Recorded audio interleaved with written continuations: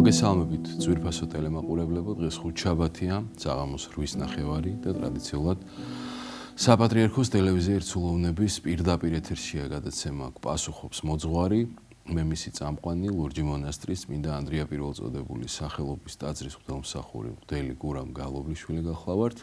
თქვენ შეგიძლიათ დაგვირეკოთ ნომერზე 230 15 15 და ასევე საპატრიარქოს ტელევიზიის ერთსულოვნების ოფიციალურ Facebook გვერდზე მოგწეროთ თქვენთვის სასურველი და საინტერესო კითხვები, რომელზეც დღევანდელი ჩვენი სტუმარი გაგცემთ პასუხს და რომელიც გახლავთ საბურთალოზე მდებარე წმინდა ბარბარეს სახელობის ტაძრის მღვდელმსახური მღვდელი გიორგი ბაზერაშვილი. მოგესალმებით, მამა. მოგესალმებით, მამა.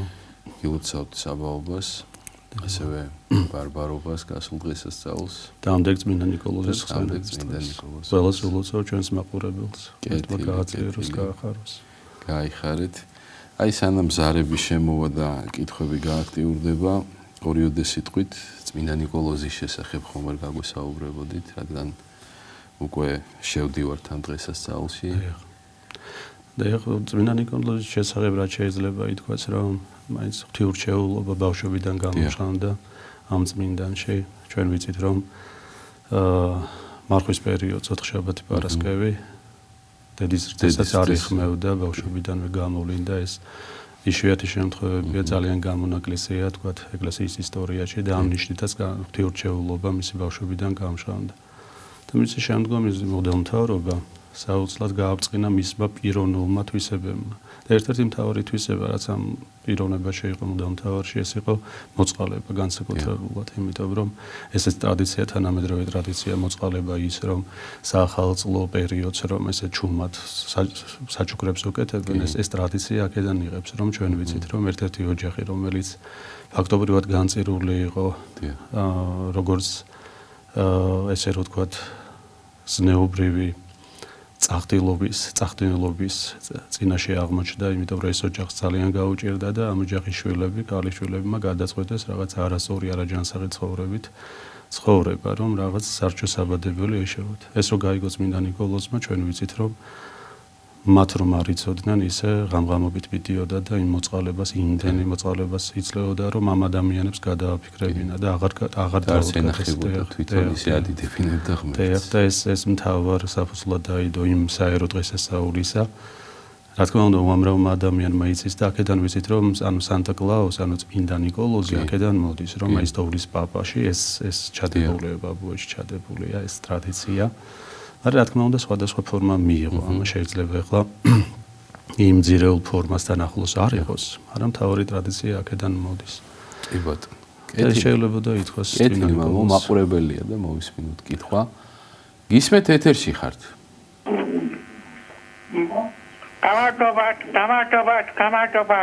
გამარჯობათ. თქვენი ხმა მეორდება და ტელევიზორს დაუწიეთ და ისე დასვით კითხვა. დაკავშირებით ეკლესიის აზრი როგორია, მამაო, მითხარით, ნაძვის ხეთო ჩიჩილაკი. მადლობა, გაიხარით. დიახ, ნაძვის ხეთ შეიძლება და ჩიჩილაკიც. ჩვენ ჩიჩილაკი ვიცით, რომ წმინდა ბასილი დიდის, როგორც წვერის მომასწავლებელია, განსაკუთრებულად ოთხმეში და ძველი ახალწელს ჩვენ რო ვამბობთ. იმიტომ რომ თავის დროზე ფაქტობრივად ქრისტეს შობა ახალი წელი, რა კი შობას აღნიშნავთ, ანუ შობის, ანუ მომდევნო კვირის თავს, ანუ წმინდა ბასილი დიდის 14 იანვარი ბასილი დიდის ხსენება და ბასილი დიდის წვერს უკავშირდება ეს ჩიჩილაკი, რა ეს მოყვარდება და ფორმა. და ამაზე ადამიანები ტკბილეულს, ხილეულს ესე ჩამოკიდებენ და ვთქვათ, მოსული სტუმარს უმასპინძლდებიან. ნაძვის ხეთს იქიდან იღებს საფუძველს, რომ ჩვენ ვიცით, რომ ესეთი გარდამოცემის თანახმად წმინდა ელისაბედი იოანე ნათლისმცემლის დედა, როდესაც დევნულებაში იყო, პატარა ყრმასთან იოანესთან ერთად შეეფარა, თითქოს ნაძვის ხემ შეიფარა. და აქედან ტრადიცია მოდის, რომ აი ესეთი დღესასწაული შობას წინ უძღვის, წმინდა ნაძვის ხეს მორთვა და ნაძვის ხე აი ამ ტრადიციას უკავშირდება. ერთ-ერთი ტრადიცია, ესეთი ზეპირ გარდამოცემული ტრადიცია და აი ნაძვის ხე შეიძლება და ჩიჩილაკი შეიძლება. კეთილი, როგორ შევძლოთ მოთმინებაო? როგორ გამოვიმუშაოთ, ასე ვთქვათ, მოთმინების უნარი?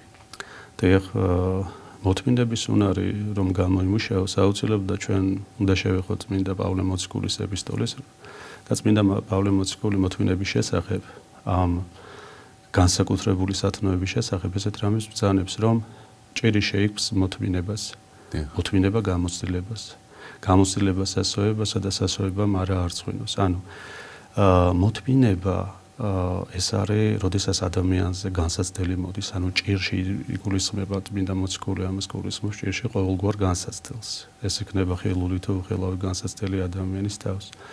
და მოთმინები ზუსტად ეს არის, რომ საეკლესიო სულისკვეთებით, ან იმაზროვნებით, რაც ჩვენ ვიცით, რომ წმინდა იოანე ოქროპირი გვასწავლის, ჩვენ რა ჟამს გავიხსენებთ მეუფის მოთმინებას და სულგრძელებას, რაც ჯვარცმის წინა პერიოდს უძღოდა. ჰოი ქრისტიანო, რა კი ღამგსა მეუფეო გზაზე დადეგი, განარაჭირი და განსაცდელი უნდა იყოს, რომ არ მოითმინო. საფუძვლად, რა თქმა უნდა, ჩვენ ესეთი რამ წინ და წინ ადამიანმა უნდა მოისაზრიცოს, უნდა გაიხსენოს, იმიტომ არის, რომ წმინდა წერილს ყოველდღე უნდა კითხულობდეს ქრისტიანი, რომელიც ანუ ამ ადამიანში უფრო განსაკუთრებულ მოშურნეობას აღზრავს და ის ზუსტად ამ მოშურნეობის საფუძველზე მზად არის, რომ თავს იდვას ყოველივე განსაცდელი და ჭირი. და ეს მოთმინება ყველგან ჭირდება ადამიანს. ეს იქნება დიდ ქალაქში მცხოვრები, მონოზონი იქნება თუ ნებისმიერ ეტაპზე მოთმინების გარეშე შეუძლებელია სულიერი წინსვლა, ან სრულყოფილებაზე ვისაუბროთ. ერთმა ძალა მისცეს მოთმინების. ამინ. მაყურებელია მოვისმინოთ. ისმეთ ეთერში ხართ. მე ახლა ვუყურებ და ისაუბრეთ. პირდაპირ ეთერში ხართ. გისმენთ? დიახ. გილოცავთ პირველ რიგში. დიდი მადლობა. გაიხარეთ. გაიხარეთ. თქვენც გილოცავთ.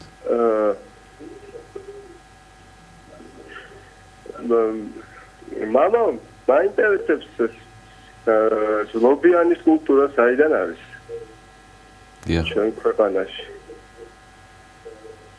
და აი თოვლის ბაბუა და სანტა კლაუსი ის როა ჩემი ძალი და ჩემი შვილის ოჯახის სანტა კლაუსი ოჯახის და კი ბატონო, მადლობა. თოვლის ბაბუა ხოჯობია. გაიხარეთ. მადლობთ კითხვისთვის. და ახ მეორე კითხვით იმას დავამოწმოთ გასულ კითხვას ჩვენ ვუპასუხეთ დაახლოებით ნაძვის დღეს შევეხეთ.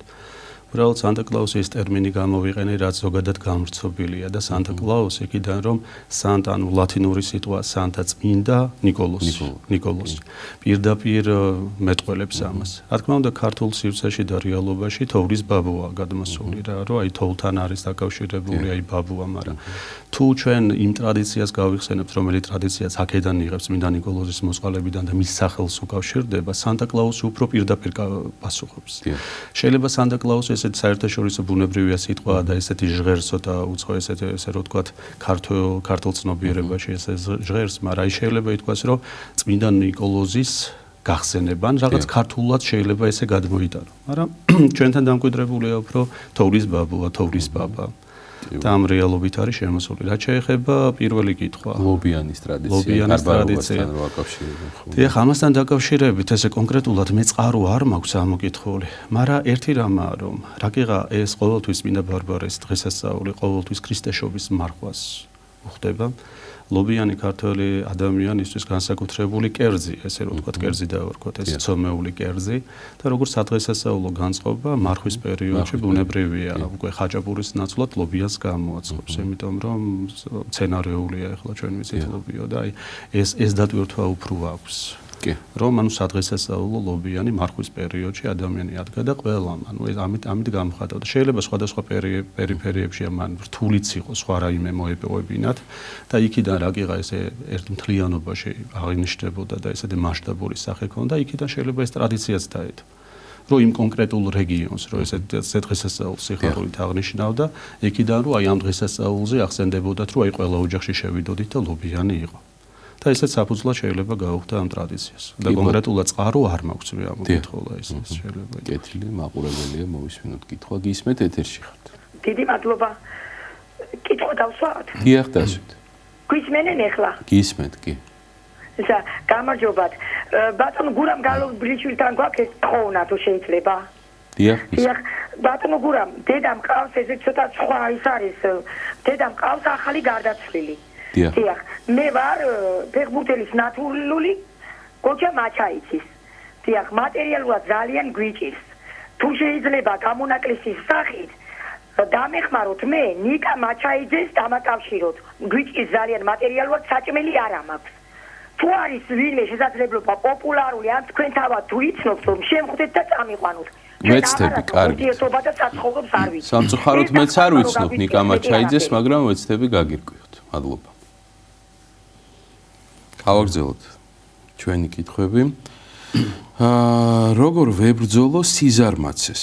მინდა ვილოცო დილით და საღამოს და ლოცვა მეზარება. ასევე მეზარება დავდგე ხატებთან. მოკლედ, ლოცვის პროცესი მეზარება. საერთოდ მithomet ეს წმინდა საქმეზე ყოველთვის ბოროტი ძალა შთააგონებს ადამიანს, რომ რამენაირად დატოვოს ეს საქმე. და სიზარმაცე ერთ-ერთი პირველი დამაბრკოლებელი ბარიერია ადამიანს, ამას სულიერ უდევებას უწოდებენ მამები, წმინდა მამები. სულიერ უდევები თუ შეიკრა ადამიანი, უკვე აღარაფრის ხალისი არ აქვს სულიერ თქვა ცხოვრებაში ან სივრცეში გადადგას ადამიანმა ეს ნაბიჯი. უბრალოდ სიზარმაცის დაძლევა ერთი კიდევ შეიძლება რომ იქიდან რომ ადამიანი როცა საკუთარ ცოდვას განიცდის და ანუ სინანულის ამ საიდუმლოში შემოდის, უკვე მზად არის რომ სინანული იმხელა ესე რომ ვთქვათ ენერგია ადამიანში, რომ მზად არის რომ ყველაფერი თავს იდვას ადამიანმა. სულიერი ცხოვრება, ეს იქნება ლოცვა, იქნება მარხვა, იქნება. იმიტომ რომ მე შევახსენებ რომ ადამიანებს როდესაც ჩვენ პირველ დღეებს გავიხსენებთ, პირველ ეტაპს გავიხსენებთ ეკლესიაში მისვლისა, როგორი მხნე იყო ადამიანი, როგორი მხნენი ვიყავით. მზად ვიყავით არა მხოლოდ ის, რაც მოძღვარმა გვითხრა, ორმაგი და სამმაგი ღვაწლი გვეტვირთვა ჩვენ. ამას რა თქმა უნდა საერთო მადლიც ეხმარებოდა. ღმერთი ადამიანს აძლევს მადლს, რომ ეს პირველი ეტაპია, რომ ადამიანი აი მყარად შეუდგეს. და წმინდა მამები ამასაც ამბობენ, რომ აი როგორი ხარისხითაც და როგორი წადილითაც დაიწყებ, ეს გაყვება და ეს ძალიან დიდი ძალაა. შემდგომში ეს უდებება მოვა, სიზარმაცე მოვა, ანუ რაღაცა იქნება ყურადღებას მოადუნებს ქრისტიანი, მაინც ინერციით მიდის. ერთ-ერთი წმინდა მამა ამბობს, რომ აი მანქანას რო დიდი რაზგონი ჩვენ გავაქცევთ ინერციით, რომ ჩავაგროთ ეს მანქანა, მაინც რაღაცა პერიოდი კიდევ მიდის. და ასევეა სულიერი ცხოვრების დასაწყისში. ბუნებრივია ეს უდებება რაღაც პერიოდში შემოდის ქრისტიანის ცხოვრებაში.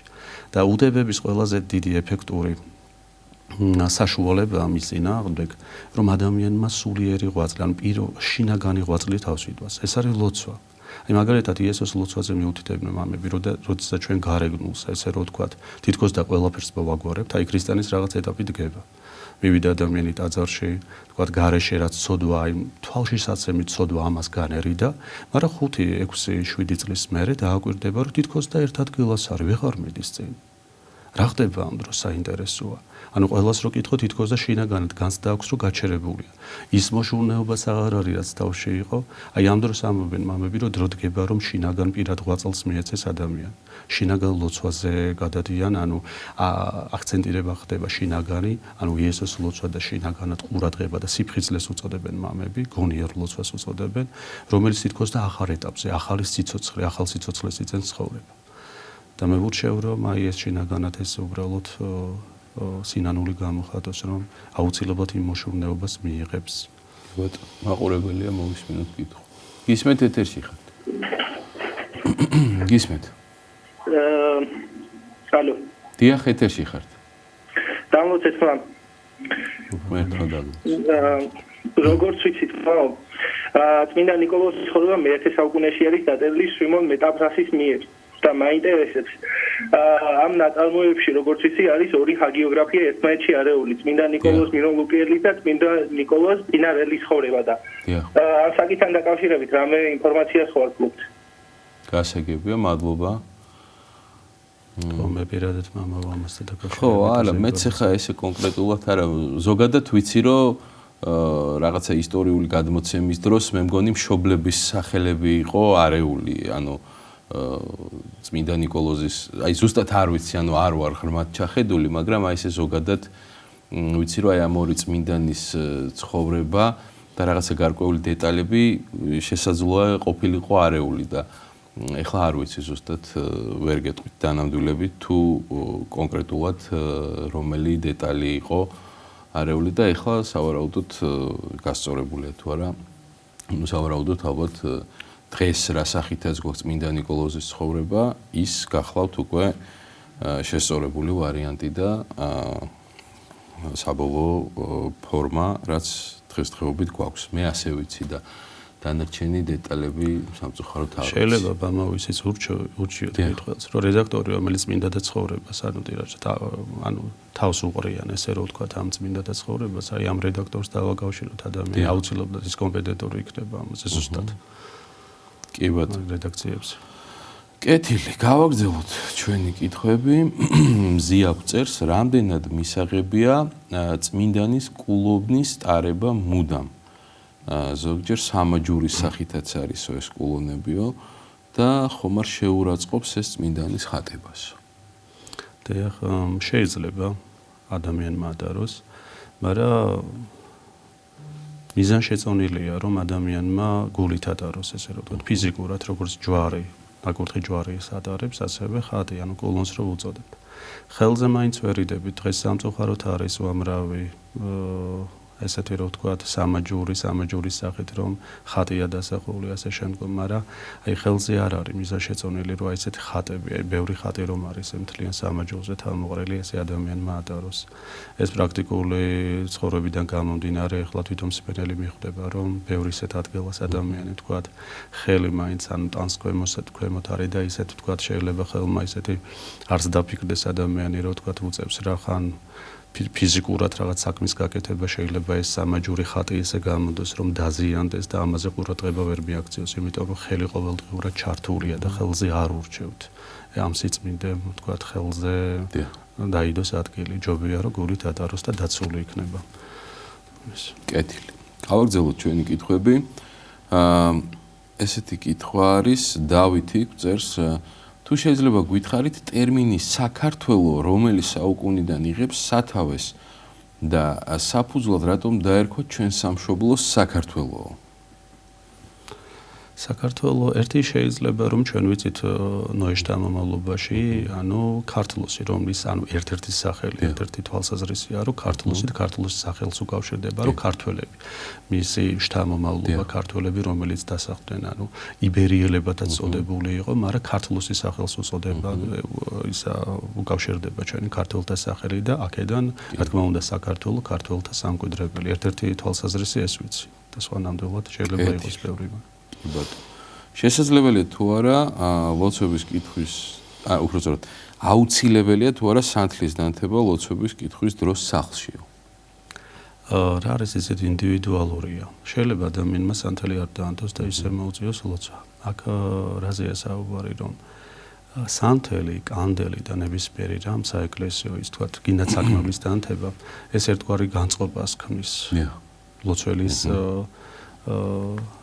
რა ვთქვათ, გულში, სულში, ანუ დამოკიდებულება ის განწყობისთვის ჩვენ აი კელავტარი დაინთება, საკმეველი აინთება, ის საყნოსელი კეთილსურნელება ის ყველაფერი. ანუ ჩვენს ლოცვას თითქოს და წარმატებულს ქმნის, ანუ ეს განწყობას ქმნის ადამიანი და განწყობისთვის ძალიან კარგია. მაგრამ თუ ყოველ შემთხვევაში შეიძლება იმ დროს სანთელი არ კონდეს ადამიანს, თქვათ, ან ისე მივიდეს ლოცვას, აი ეს არ დააბრკოლებს. ეს არ დააბრკოლებს ადამიანს. თავარია მისი გული იყოს მხურა. აყურებელია გისმენთ ეთერში ხართ. დიახ, მამა, საღამოშვიდობისას, მამა. საღამოშვიდობას. ბედგილოცავთ ბარბარობას, გასულ ბარბარობას და დამდეგ ნიკოლოზობას და ღმერთი ფარავდეს სრულიად საქართველოს. მამა, თუ შეიძლება, აი მოწყალებასთან დაკავშირებით ძალიან მაწუხებსავით ეს მომენტი, როდესაც მოწყალების გაცემასთან არის დაკავშირებული. იცით როგორ? ეხლა ჩვენ ეკლესიის წევრები ვინც ვართ, ამბიონიდან ვისმენთ, რასაც სწავლობთ, რაც შემოდის ჩვენში, ეს გვინდა მერე გარეთაც, ხო? აი გამოვდივართ ეხლა გარეთ და რაღაცა გარკვეული მონაკვეთი უნდა გავიაროთ ფეხით. ამ დროს მოწყალებას შეხვდება ერთი, მეორე, მესამე და თქვათ გაიღე ერთი მოწყალება, მეორე მოწყალება, მაგრამ მერე საფულეში რაღაც რჩება, რომელსაც გარკვეული დანიშნულება აქვს და აღარ აქვს იმის საშუალება, გულით კი გინდა, მაგრამ საშუალება აღარ არის რომ გასწე. ამ დროს მე მახსენდება ხოლმე აი ეს თითქმის უპოვარი დედაკაცი, რომელმაც თავისი უკანასკნელი მიიტანა იქ და უფალმა რა თქვა, რომ აი ამა ყველაზე მეტი შეწირა ვიდრე იმის თქვა შეძლებულმა ადამიანებმა და აი ეს რაღაცნაირად გულზე მაწეს რამდენად ეხლა ჩვენ უფლის თვალში აი როგორ უყურებს ამას ეკლესია როგორ გამოვიყურებით ამ დროს ჩვენ ეს რომ თქვა დამრჩა საფულეში რაღაც მაგრამ ვეღარ გავეცი მეტი მოწყალება და აი ეს თითქოს მაწუხებს რაღაცნაირად და კიდევ ერთი კითხვა თუ შეიძლება აი ზიარებასთან დაკავშირებით მინდა შეგეკითხოთ. როდესაც ჩვენ ვეზიარებით და ვემზადებით ზიარებისთვის, ეს ძალიან ისეთი პირადულია, მაგრამ მაინც მინდა გითხრათ. ძალიან გულით მინდა ხოლმე, რომ ძალიან ახლობელი ადამიანი, აი ძალიან გულწრფელად გეუბნევით, რომ მასაც ისიც იყოს ჩემთან ერთად და ძალიან მინდა ხოლმე რომ ისიც ეზიარებოდეს, მაგრამ სამწუხაროდ არ არის ეკლესიის წევრი. ამ დროს რამდენად სწორია ჩემი მხრიდან აი გულში ვეხვეწები ვევედრები უფალს რომ უფალო ყოვლის შემძლეო აი უხილავად მასაც შეახე აი ამ წმინდა ზიარების მადლი და ერთობლივად ჩემთვისაც ხოვლოცულობ და ლოცულობ კიდე იმ ადამიანისთვის ვინც მინდა რომ ისიც ეზიარებოდეს და აი ეს ორმაგად აი როგორ რამდენად გამართლებულია ეს და რამდენად სწორი ნაბიჯია თუ შეიძლება დიდი მადლობა. თქვენს მადლობთ. მადლობა კითხვისთვის.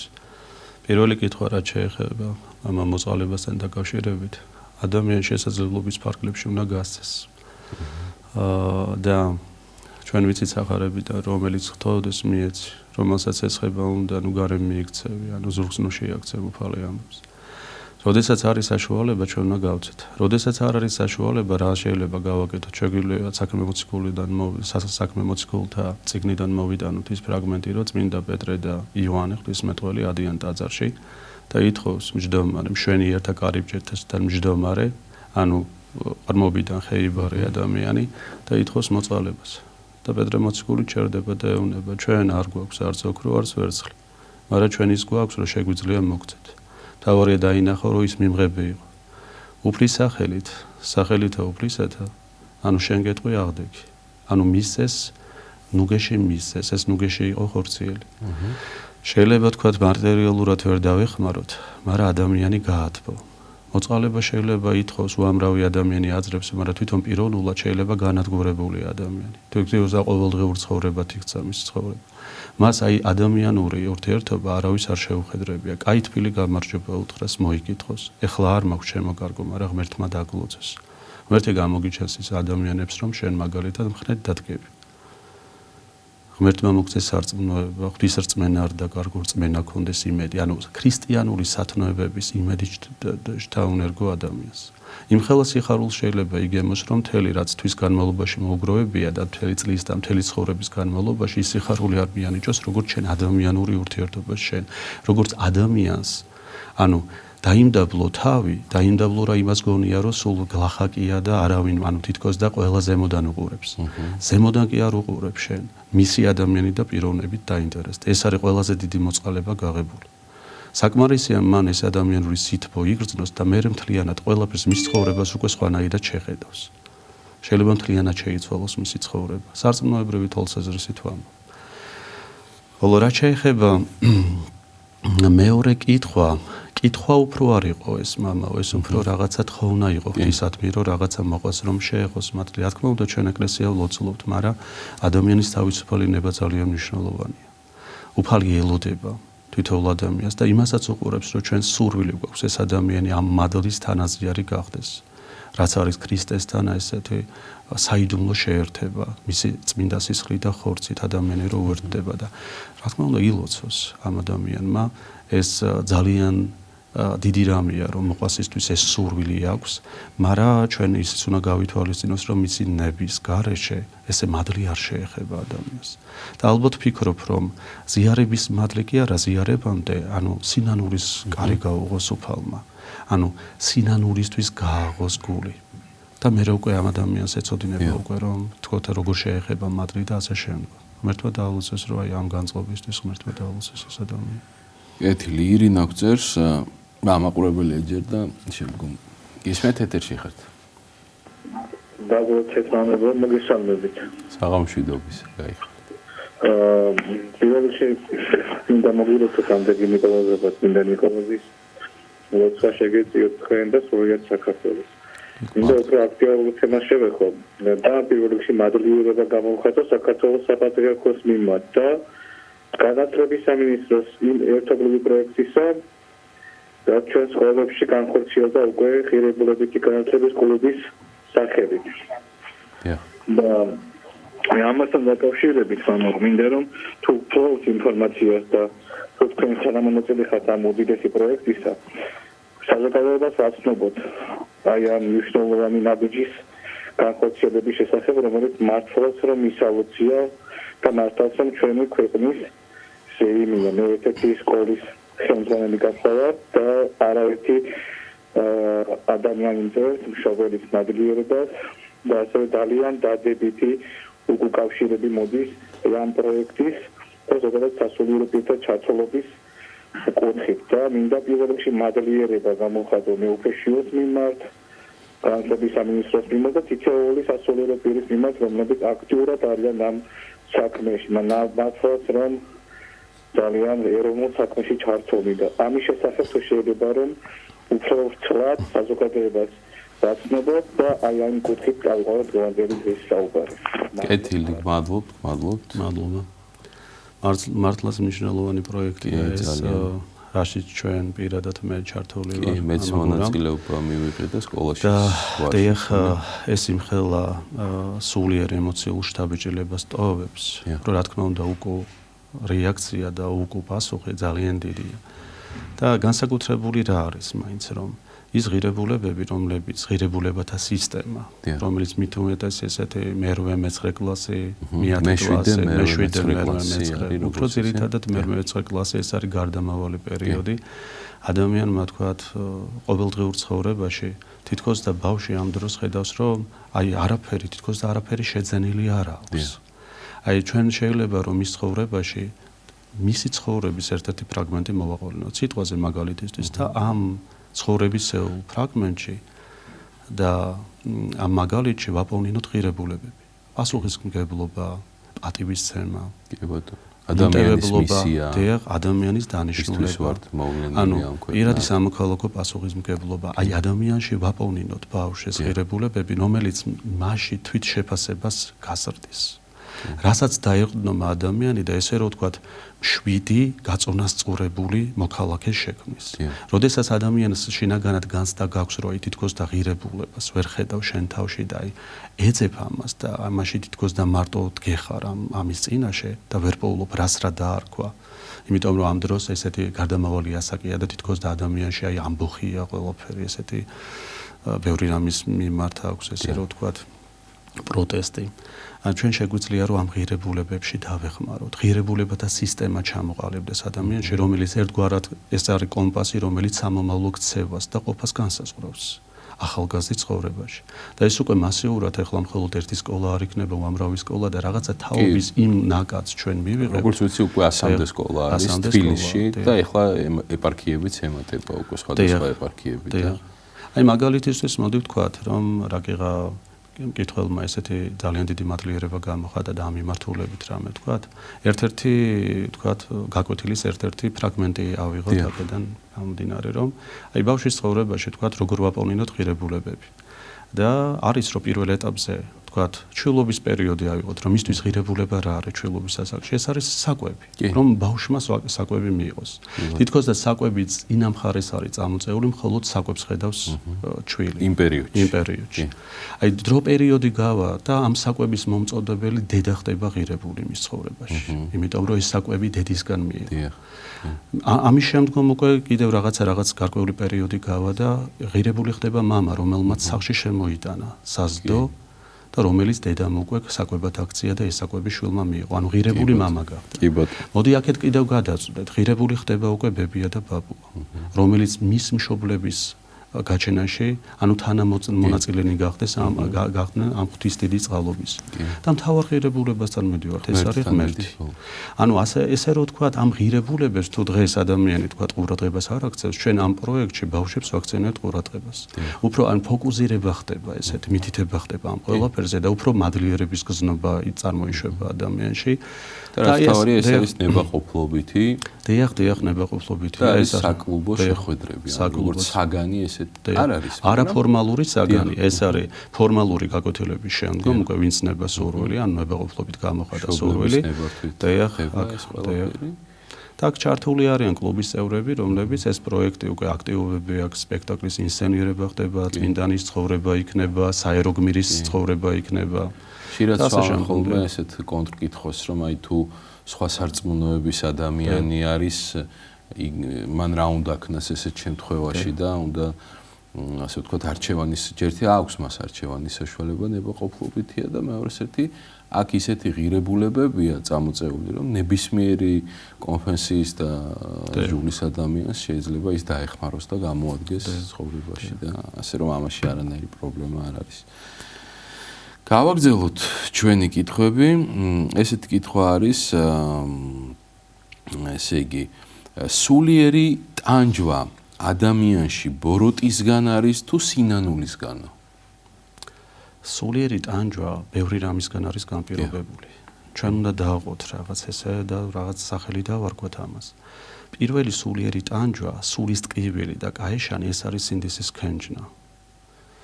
და სინდისის ქენჯნას, რომელიც თქვათ ეს ქენჯნა სირცხვილთანაც ახლოს არის. ანუ ეს გრძნობები, რაც ადამიანში შემოდის. აი მაგალითად წარმოდგენა იმისა, რომ წარმოიდგენ რომ შენ დააშავე და შენ თავს დანაშაულს განუკუთვნებ, ან იმ კონკრეტულ მოცემულობაში არასწორად მოიქეცი, სინდისის ქენჯნა იწყება ადამიანში. აი ამ ქენჯნას ისეთი მტკივნეული შეგრძნება აქვს, სულის წამებას უწოდებენ ამას წმინდა მამები. მაგრამ ეს კიდევ არ არის სინანული. შეიძლება სინდისის ქენჯნა იყოს, ასევე ვთქვათ ის მკვლელი, რომელიც მაგალითისთვის თავის წარმოსახვა სთავაზობს იმ სცენას, ისევ წარმოუდგენს ვთქვათ იმ ადამიანის ვედრებას, იმ კონკრეტულ გარემოებას, როგორ ჩაიდინა ეს ყველაფერი სიგიჟემდე მიყავს, მაგრამ აქ მაინც თავარი ელემენტი არ არის სინანული. მაინც სინანული რა არის და მონანიება რა არის, რომ როდესაც ადამიანი ნამდვილად აცნობიერებს, რომ მოსიყვარულე მამის ხატება საკუთარ თავში შელახა, ღმერთის ხატება საკუთარ თავში შელახა. ღვთის მოწყალებას, ღვთის შეწევნას თითქოს და ზურგი შეაქცია თავისი ამ არასწორი საქციელით. ეს ელემენტი უკვე მონანიებასთან მიყავს, რომელსაც უკვე შემოაქვს სასიამოვნო გზნობა. მონანიება, რომელიც შეერთებულია ღვთის იმედთან, ღვთის მოწყალებასთან. ანუ ეს არის ერთ-ერთი სულის ტანჯვა.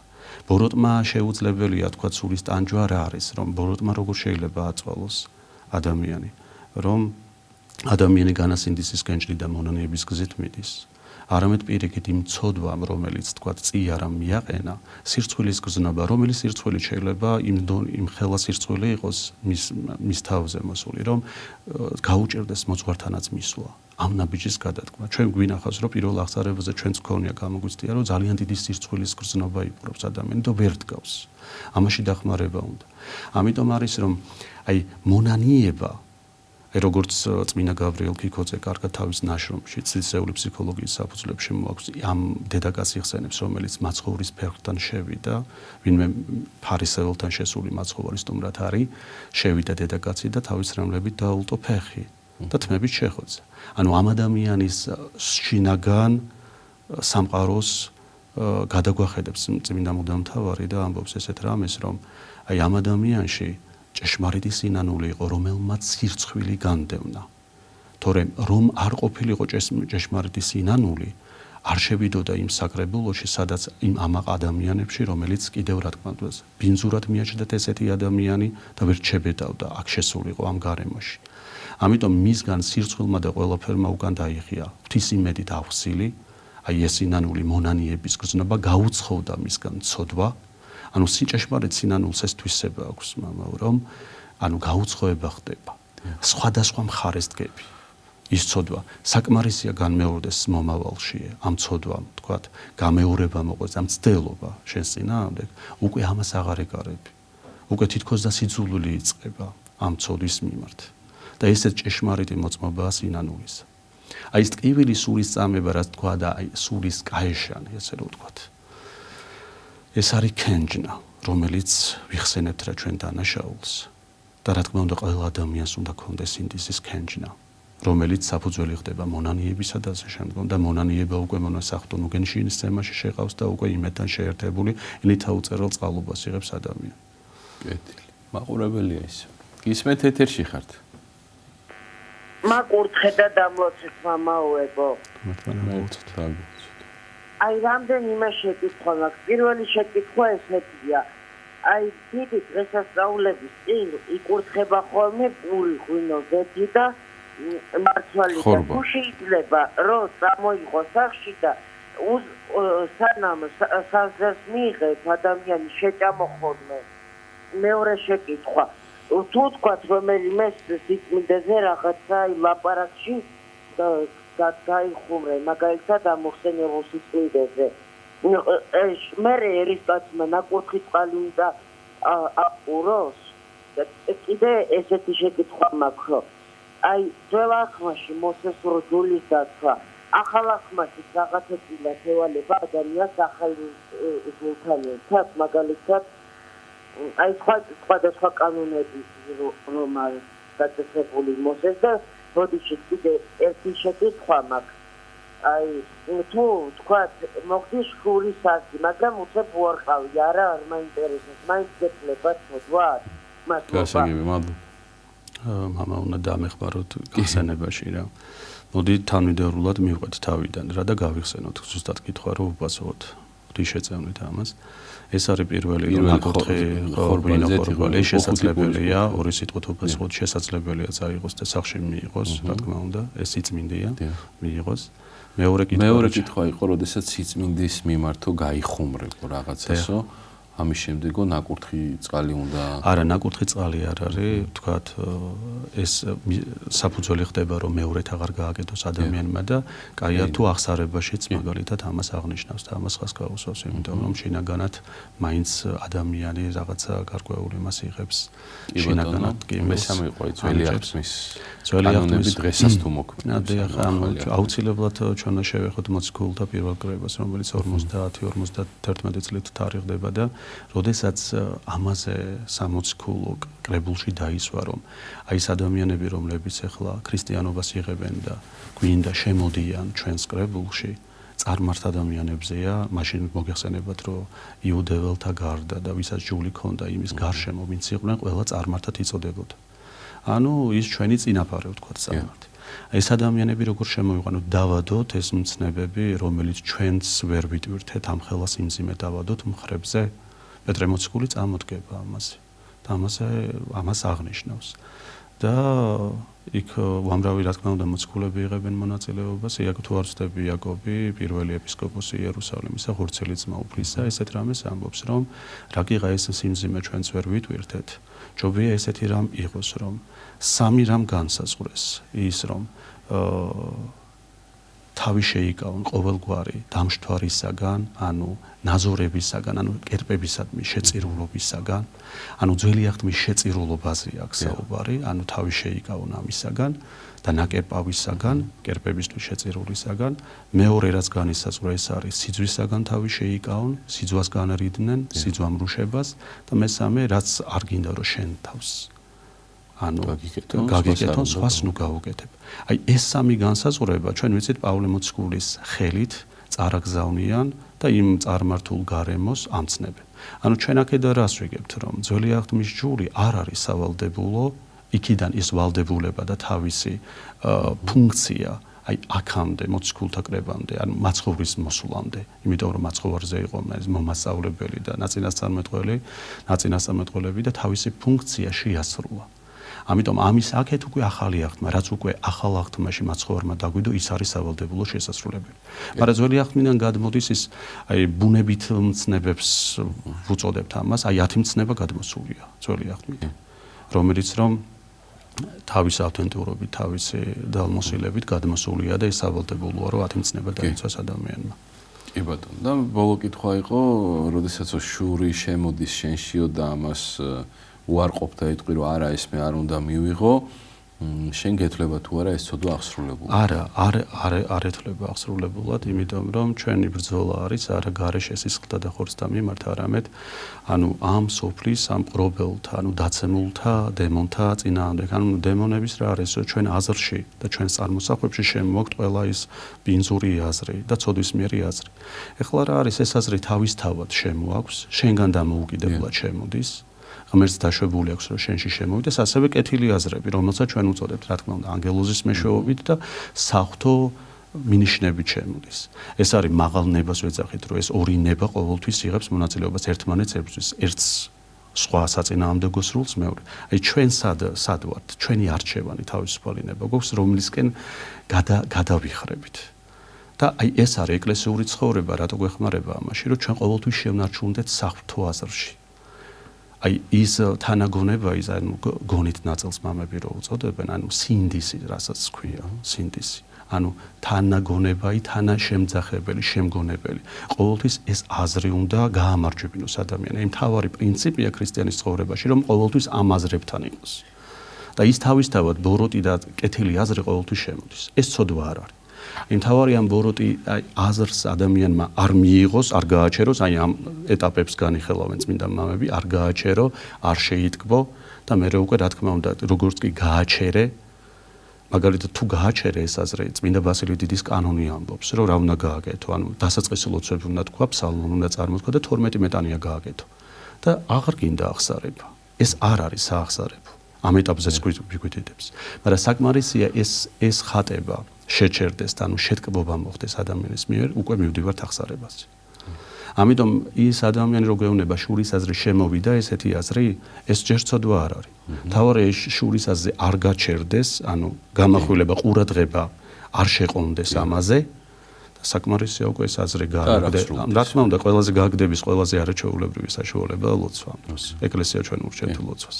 ეს არ არის ცოდვა. მოკლედ პასუხი შეიძლება ვცეთ. მაყურებელია კვლავ მოვისმენთ კითხვა.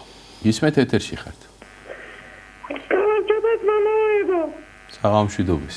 საღამშვიდობისა. ერთი კითხვა უნდა დაგიცვათ აუცილებლად. ესე იგი, ყველა მეუბნება ღმრთები არ გაჩნდა ქმარსო. ეს კაცი თამაშო. ეწევა ცხოვრებას აგენებს. მაგინებს. ხოდა არ შეიძლება გაჩინება, უნდა მოიწმინოვო. ამის წასული ვიყავი ეკლესიაში, მამამაც მითხრა, არ შეიძლება მოციქული მითხრა. სახარებაში წერი არ შეიძლება გზალავსო. გამაგებინეთ, რა გავაკეთო ჩვენ ქალები, როდესაც ვიჩაგრები ქმრებისაგან ბოდიში და მეორე კითხვა, მოდი სახში თითოს ღმერთი წავს, ჩვენ ცხეთაში ცხოვრობ. ჭაში ასხავს დაკურთ წყალს. და უნდა გავამრავლო საკუთრის წყალიო. რამდენად შეიძლება ესეც ბოდიში და რომ ითხოვთ კითხვაზე პასუხი. კარგად. მადლობა. ბოლო მეორე კითხვა რა იყო მამაო? ჭაში ასხავსო ნაკურთ წყალსო, უნდა გავამრავლო ამითიო და რამდენად. ხო, რა შეეხება ეს ძალიან ესეთი ცნობიერი საკითხია და რთული საკითხია ერთობ. ჩვენ ვიცით რომ სახარებიდან რომ თვინია თქვა მრუშებისა და ღალატისა უფალი არ უშვებს რომ ადამიანმა ოჯახი დაარღვიოს რაიმე მიზეზის გამო. მაგრამ აქ რა არის იცით მამაო რომ როდესაც მინდა მამათა ტრადიციაში ჩვენ ამას განვიხილავთ ადამიანი როდესაც შედის ქორწინებაში წინ სწრებად უნდა იყოს ნაცნობი მისი თვისებები, რომელიც საგზნობია ეს თვისებები. თვისებებს რას ვამბობ? ეს მანკიერებები უბრალოდ მანკიერებები. თუ ადამიანმა თქვა იცოდა მისი თქვა მიდრეკილებას ასმლისადმი. აი მისი ეს ხასიათი გამოვლენილი, ხო? აი რაღაცა ნიშნით თუ შევიდა ესეთ ქორწინებაში, უკვე თითქოს დავალდებულებად იღებს რომ მზად არიოს ეს ჯვარი იტვირთოს. კი რა თქმა უნდა რთულია ეს და ეკლესია ვლოცულობთ რომ თავს იტვას და როგორც ღირსეულად მიიღოს ეს ყველაფერი. მაგრამ არის რომ ადამიანი მეორე ნახევარი მე ამჟღავნებს ამ ყველაფერს, მისთვის ნაცნობი არ იყო მეორე ნახევრისთვის. რაღაცნაირად მრავალი შეგონებით შეიძლება ის იმ მეუღლისთვის ავტორიტეტი ადამიანები დაითანხმოს, ამ დაიხმაროს ამ საკითხში, იქნებ შემაგონებელი უამრავ ადამიანს მიმართოს, რომ ის ადამიანმა ითვირთოს მეორე ნახევარი უკვე ოჯახის, ესე რომ ვთქვათ, პასუხისმგებლობას უკვე თავისი არასწორი ცხოვრების გამო ვეღარ ვერთულობს. და ესეთი ვთქვათ გამოცდილი ესე დღევანდელი მოძღვრებიდან მოძღვრების მეშვეობით გამიგია მე ესეთი რამეც რომ რაღაცა პერიოდი უბრალოდ თითქოს და ცოტა ხანი ესეთი განეშორებიან ესე რომ ვთქვათ აი რაღაცა 2 დღე 3 დღე 4 დღე დაფიქრდნენ ამაზე დაფიქრდეს იმიტომ რომ აი ამ მოცემულობას გონია რომ სულ ესე იქნება ისიც არ უნდა იყოს რომ შენი ეს ყველაფერი ანუ ადამიანმა ისე რომ ეს მაინც არ გამშორდება ქრისტიანული სარწმუნოების გამო, თქვათ იმან შეიძლება ეს გამოიყენოს ბოროტად მეორე ნახევარმა და მე მაინც ჩემს ცხოვრებას გავაგრძელებ. ეს როგორ დაითმეს, რანაირად დაითმეს, ეს მისი პრობლემა. ესეთი ბოროტური მიდგომა რო არ იყოს, რაღაცა პერიოდი თითქოს და შეიძლება, აი რაღაცა პერიოდი 2 დღე, 3 დღე დასაფიქრებლად ან ცალკე იყოს. მე უნდა შეგონებაც იყოს ამისი, თქვათ, თუ მოძღვარს დაელაპარაკა ის მეორე ნახევარი, თუ მოძღვართან მიიყვანა, შეიძლება დაელაპარაკოს, რომ ის პასუხისმგებლობის აღება რამხელა წარმატება.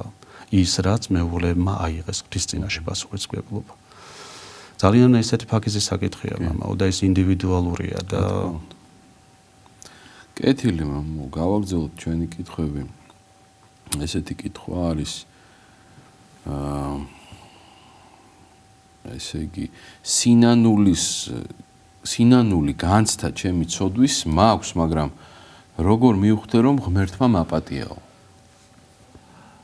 ჩვენ წეღან მამაო შევეხეთ სინანულის შესახებ და აი ესეთ რამეს ამბობენ წმინდა მამები რომ პოტენციურად როცა იმ ცოდვის წინაშე დაუდგებით და შენ ამ ცოდვაში აღარ შედიხარ იცი რომ ეს ჭეშმარიტი სინანული სრული აღარ აქვს და სრულებით ანუ უცხოა შენ და განეშორები ამისაგან ეს არის ერთ-ერთი ნიშანი რომ ღმერთმა გაპატია ღმერთი ყველას პატიობს აი ახსარებაში ყველა ცოდვა ეპატიება არ უნდა თქვას რომ ღმერთმა არ მაპატიოს ესე მიდგომა არ შეიძლება მაგრამ ეს რა ხდება იცით რომ ერთია რომ გაპატია და ამ ცოდვასთან ურთიერთობით ფესვი აქვს ამას ქართული შენში აი მიდრეკილებები ჩვეულებები მაგრამ ეს მიდრეკილებები ისევ წარმოსახვაროა და მიდრეკილებები წარმოდგება ჩვენთანში არ უნდა ვიფიქროთ რომ ეს ცოდვა არ მოგვიტევა ღმერთმა ყისიერად ეს წარმოსახვები არ უნდა გურდება ცოდვა გეტევება ადამიანს მაგრამ აი ყველა წარმოსახვა ყველა ის უკვე შენ მზად უნდა იყოს რომ ამ ცოდვისგან შორს ხარ გაუცხოებულია და ეს წარმოსახვაშიც ბოროტიც აღარ ცდილობს რომ ეს ხატება შექმნა შენში უკვე რომ რეალურად განერიდე იმიტომ რომ აზრი აღარ აქვს ეს წარმოსახვა თქვა ამით იერიში მოიტანო შენს ეს არის ნიშანი რომ ჭეშმარიტად აპატია უფალმა კეთილი რას ნიშნავს უფალზე მინდობა მაგალითებით რომ აგვიხსნათ. უფალთან მინდობა ჩვენ აუცილებლად მაგალითი გვინდა რომ წმინდა წერილში მოვიძიოთ მამაო. იმიტომ რომ ეს უფრო თვალსაჩინო იქნება ადამიანისთვის მკითხველისთვის. აი მაგალითად გავიხსენოთ პეტრე მოციქულის შეპყრობა. დიახ. რომელსაც 16 ადამიანი იცავდა საპრობილოში. და სრულებით პეტრე მოციქული ღმერთს იყო მინდობილი. და ეს მინდობა სად ჩანდა, რომ სრულ ძილს იყო მიცემული, ეძინა, როცა იცოდა ხვალ მაგალითად სასიკვდილო განაჩენზე უნდა გაიყვანა. სრულად მიეღნო პეტრე უფალს ამ დროს. წმინდა მამები ამბობენ. ჩვენ ვიცით რომ ანგელოზმა გვერდში ესე, ანუ წაარტყა და აღადგინა. წამომღები პეტრე, სიმონ წამომღები, მომდიე. და სამი კარიბჭე გაიარეს და მივიდნენ მოციქულების კრებული, სადაც იყო და პეტრე მივიდა და ამბობს დიდებო ღმერთს მე არც ვიცოდი ნამდვილად და ეს ცხადი იყო თუ მოჩვენება იყო, მაგრამ აგერ თქვენს წინაშე ვდგევართ პეტრეს გაკვირვებული ამბობს. აი მინდობა ზუსტად ეს არის რომ ღმერთს გადასცე, აი შენი სრულად იცი რომ ადამიანური ძალები, აი როდესაც ადამიანური ძალები ამოიწურება, ჩვენ ყველაფერი უნდა ვაკეთოთ რა ჩვენ შესაძლებლობას შეეხება. ღმერთმა მოგცა ეს უნარები, რომ რა თქმა უნდა ზნეობრივი სულიერი მიდგომით ჩვენ ყველანაირად რაღაცა კონკრეტულად ცოდვას ვებრძოლოთ, განსაცდელს ვებრძოლოთ. ის ჭირი იქნება ჩვენზე მომართული და პავლე მოციქული ამბობს, რომ აი როდესაც ჩვენზე იმხელა განსაცდელი იყო მოწეული, რომ ჩვენ უკვე თავები უკვე გადადებული გქონდა სიკვდილისათვის. ადამიანური ძალები სრულად დაშრეტილი იყო. აი ამ დროს გამოჩნდა ღვთის ძლიერება. იმიტომ რომ ჩემი ძალა უძლურებაში სრული ქმნების ანუ უფალი ეჩვენა და ეუნება. ჩემი ძალა სრულ უძლურებაში გამომჟღავნდება. ესე იგი, მინდობა რა დროს იწყებს, ესე იგი, რაღაცა ეტაპი ადამიანის ცხოვრებაში, რომ აუცილებლად უკვე სრულად ენდობით, თავიდანვე ვენდობით, მაგრამ თავიდან ადამიანური ძალებით ჩვენ რაც შეგვიძლია, ღვთის სახელით ამ ყველაფერს შევებრძოლოთ. მაგრამ არის ეტაპი, როცა სრულად ვენდობით ღმერთს. უკვე ჩვენი ძალაები შეუძლებელია ამ ყველაფრის წინაშე. და ღვთისთვის ეს სივრცე ყოველთვის ქრისტიანს დატოვილი აქვს, ეს მინდობა, სასოება, იმედი, რასაც ჩვენ ვუწოდებთ. კიდევ შეიძლება ეხლა ყოფითი მაგალითებიდან გავიხსენოთ, მაგრამ ეხლა ამ წუთა შეიძლება პირდაპირ სწრაფად ეხლა ვერ მოვიტანო ეს ყოფითი მაგალითი, ან ჩემი ცხოვრებიდან, ასე შემდგომ. ბევრჯერ ყოფილა, რომ აი რაღაცა ფიზიკურად შეუძლებელი იყო ჩემი ძალებით გავწდომოდი. და ამ დროს, რა თქმა უნდა, შინაგანად კარგია ქრისტიანი თუ გამოიმუშავებს, რომ აი როგორც ოფტინელი მამების ლოცვა, ყოველდღიური ლოცვა, რომ შენ გაუხდი ჩემს წინამძღვარ, ჩემს ნებას წინამძღვარ უფალო, რომ აი ყველაფერი შენის სახელით, ყველა გამოწვევა ყოველდღიური შენის სახელით ვითვირთო. ადამიანი ღვთის ნებასთან თანამოქმედებით წინ აუდგება ყველა განსაცდელს და ყველა ჭირს, რაც ყოველდღიურად ქრისტიანს ხვდება. ესეც ღმერთზე მინდობის გამოხატულება. ჩვენ ტრადიცია თქონდა, რომ შვილებს რომ უშევდნენ ხოლმე სახლიდან, ღმერთს მივანდობდით, რომ ღმერთო, შენ თავს შევავედრებ. ჩემ შვილს შეივედრე და ბოლო მუხლიც, აი ყველა კვერექსის მაგალითად, მშვიდობიანი კვერექსის ბოლო მუხლი, აი დედაღვთისმშობლის მუხლი, დედაღვთისმშობელი რომ მოხმობილი და ყველა წმინდანი, ქრისტეს აღმერთსა ჩვენსა შევედროთ, თავნი ჩვენი და ურთიერთარს და ყოველი ცხოვრება ჩვენი ღმერთს შევედროთ. ანუ ღმერთს მინდობაზე აქვს საუბარი. ანუ ეს ეკლესია აჟღერებს და თითოეულ ქრისტიანს მოუწოდებს, რომ სრულად მივანდოთ ჩვენი ცხოვრება. აი ამ წმინდანების დედაღვთისმშობლის და ყველა წმინდის მეოხებით ჩვენს ცხოვრებას გავედრებთ ქრისტე ღმერთო და მე მოყვება უკვე დიდი ასამაღლებელი. ეს შეგვიძლია უთხრათ. კი ბატონო. შეიძლება თუ არა სუფრაზე საკმევლის დანთებაო? შეიძლება საკმევლის განთება და რა თქმა უნდა საკმეველი რაკიღა განწყობის ერთგვარი შექმნა, რომ უფრო ლოცვითი სულიერი განწყობები შეიქმნას მით უმეტეს ხათარავანთებთ. ეს უფრაც რა თქმა უნდა იყოს, უნდა მოერიდო ყოველ შემთხვევაში ის აურზაური იქნება, ეს ბილწიტყვაობა იქნება თუ რაღაცა უნდა გაითვალისწინოს. ის კონტინგენტი ვისთანაც ერთად არის ადამიანი. თორე შეიძლება.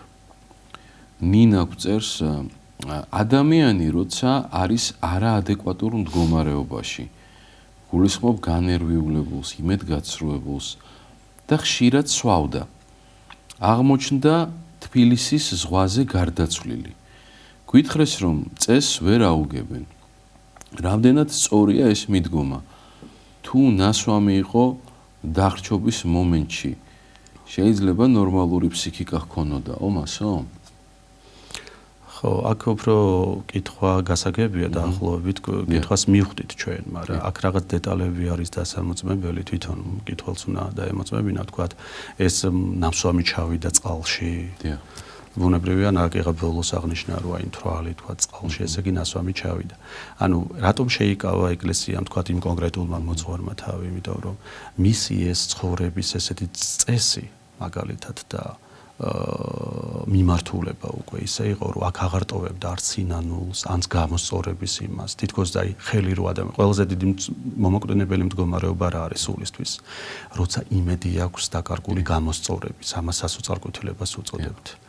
და ამ დროს ადამიანი სრულებით თავის ცხოვრებას, სრულებით აძლევს ან კონკრეტულად ამ შემთხვევაში ალკოჰოლს, ვინმე ვთქვათ რაღაცა ესეთ ნარკოტიკულ ნივთიერებას, ანუ სრულებით არის რომ თელს ამყვავს არანაირი იმედი, ხო? არანაირი იმედი აღარ არის ღვთისა. აქედან ამოვიდა ის მოძღვარი და ამბობს, ეს მდგომარეობა ძალიან მძიმეა, რომელიც მე ვერ მომცემ საშუალებას რომ ავდგე და აი ესეთი მძიმე მდგომარეობაში მე თავს ვიდვა.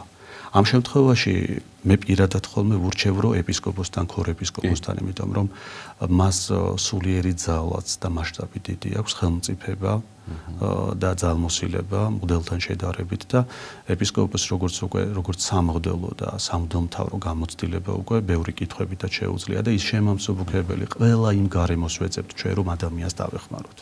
ჩვენ აქეთკენ ვართ მოწოდებულები და ისე არ არის რომ ადამიანს თქვა ახლობელი ნერვიულობს და შენ თქვა არა გაქვს ჩემიანი არ არის და თქვა არც ვიცნობდი და ესეთი ფაქტია და წადი რაც გინდა ქენი. არა ესე არ არის.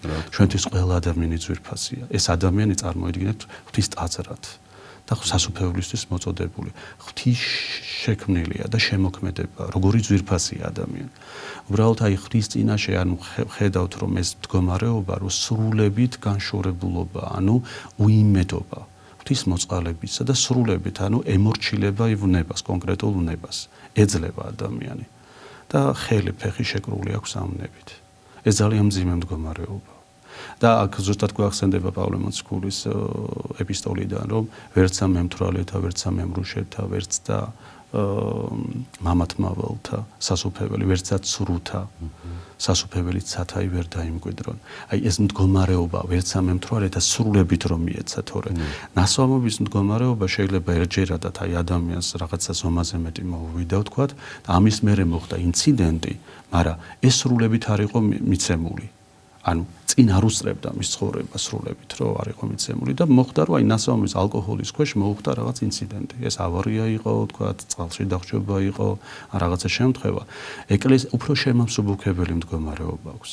მაგრამ რა კიღა აი წინ და წინ მკითხველმა დასვა რომ აი ესე იყო მიცემული იყო და მოკლედ მარტო სასმელზე იყო და ფაქტობრივად სხვა უკვე ინტერესი არ ქონდა ცხოვრებისეული, კიდაც ყოფიერი ინტერესიც ქონდა დაკარგული, ეს უკვე ამძიმებს მის მდგომარეობას. კი ბატონო. ესეთ კითხვა არის, გარდაცვალების შემდეგ ოჯახის წევრები კვლავ ერთად იქნებიანო? თუმცა ყველა გარდაიცვალა. გარდაცვალების შემდგომ ყველა ერთად იქნება, ვიც ერთნაირი თვისებებით იქნება, სულიერი თვისებებით. აი როგორ ვთქვათ მაგალითისთვის, რომ ჩვენ კაი მაგალითი ავიღოთ, მაგალითად საპყრობილე. სადაც აი ჩვენ ვიცით რომ ძარცვისთვის ერთი მუხლი მიუდგებათ მძარცველებს, ყაჩაღებს მეორე მუხლი მიუდგებათ. თითქოს და საკნებიც კი გამოყოფილია. დღევანდელ შემთხვევაში რამდენად შეიძლება ეს არ იყოს გამოყოფილი, მაგრამ ადრე მახსოვს რომ თქვა მძიმე დანაშაულისთვის თქვა კონკრეტულ საკანში იყვნენ თავმოყრილი, აი კონკრეტული უფრო შემამსუბუქებელი. თითქოს და ერთი თვისების მქონე ადამიანი თავს ეყრიან. ესეც შეგვიძლია პარალელი გავავლოთ სულიერ ცხოვრებაში. აი მაგალითად განსაკუთრებული მოწყალების მქონე ადამიანები, ანუ ერთმანეთს იცნობენ. აი განსაკუთრებული სულიერი თვისებების ადამიანები ერთმანეთს იცნობენ. ისე რომ მათ მაგალითად ადამიანი სულიერად, მაგალითად სულიერ შრომას იყო შემდგარი აქ და განწმენდელობის პერიოდში იყო და ადამიანი თქვათ მეორე ადამიანი, მისი თქვათ მეორე ნახევარი, საერთოდ ეს ეტაპები არ ქონია, შეუძლებელია ერთად იყვნენ. შეუძლებელია მამო ერთად იყვნენ იქ. აი სასუფეველი სრული სიმართლეა. ჩვენ ხო ვიცით რომ აი რაჟამს მოვიდეს ზე კაცისაი და ანუ ამ კაცობრიობა ორ ნაწილად იქნება, ანუ თიკანი და ჩვენ ვიცით ცხვარი და თიკანი ესე განარჩევს. ანუ და იქვე ამბობს რომ იმ თვისებებს ჩამოთვლის რომ იმ ადამიანებს რომელიც ჩვენს მარჯვნივ მოდით მკურთხეულო მამისა ჩემის, ანუ თქვენთვის არის უწინარე სასუფეველი გამზადებული, ანუ ეს თვისებების მქონე ადამიანი ერთად იყრიან თავს. აქაც კარგად ჩანს. და ესე უნდა მიუდგეთ. თავარი რა არის რომ იქ შეხვედრა, თავარი პრინციპი კი არ კი ადამიანი ამ იმედით არის რომ იქ შეხვდები, მაგრამ თავარი ნუგეშად თუ არ არის რომ ღმერთ შეხვდება ქრისტიანი გარდაცვალების წინ, რომ აი ქრისტეს სრულად შეერთოს, ის რა თქმა უნდა თავისიანასაც ვერ ნახავს. ვერ ნახავს. ისე არ არის. აი ღმერთის გარეშე შენიანის ნახვა, ეს არის ჯოჯოხეთი, მამო. ეს არის ტკივილი. თუ გვინდა ჩვენ ნახა ღვთის ნათელში გვინდა ვნახოთ და ღვთის ნათელი თუ ადამიანს არ უძებნია ამ ნათელს არ ამრავლებდა საკუთარ თავში, აი ვინც ღვთისამიერ გამდიდრდებოდა, ხო ვიცით ფარი ამბობს. თუ ეს სიმდიდრე არ მოუპოვებია აქ, ხო? იქ რაც არ გინდა შენიანები ნახო, თუ იმ ტკივილში ნახულობ, შენ ტკივა და შენიანი აღარ გიხარია. ჩვენ დღევანდელ ყოფიერებაში ავიღოთ, როცა ადამიანს ელემენტარულად კბილი ძალიან ტკივა, ოჯახის წევრებთან არც კი ურთიერთობაც, ან ნორმალური ურთიერთობაც თითქოს არ გინდა, ტკივილი გაქვს. და ეუნები რომ აი ეხლა შემეშვით ძალიან გთხოვთ, მე ჩემ ტკივილთანა ვარ. თუ ეხლა ჩვენი ღვთის გარეშე რაც არ გინდა ჩვენიანი ძმა, დედა და მამა ნახოს, თუ ისიც ტკივილშია და შენს ტკივილში ხარ, ის ნათესაური ურთიერთობა წინა მხარეს აღარ მოდის. თავარი არის ტკივილი. აი ესე შეიძლება უპასუხოთ და თვითონაც შეიძლება გამოიწვიოს. კეთილი მამა, გავაგრძელოთ ჩვენი კითხვები. ზიარების წინა ლოცვებს თუ შეიძლება რომ მოусმინოთ და თან თვალი ვადევნოთ ლოცვების წიგნშიო და შემდგომ ვეზიაროთ. დიახ, შეიძლება, მამა, შეიძლება. კი ბატონო, თუ შეიძლება ხასიათის შეცვლა, რომელიც არ მოგწონს. არა ცუდი საქციელი ან ცუდი ჩვევა, არამედ ხასიათიო.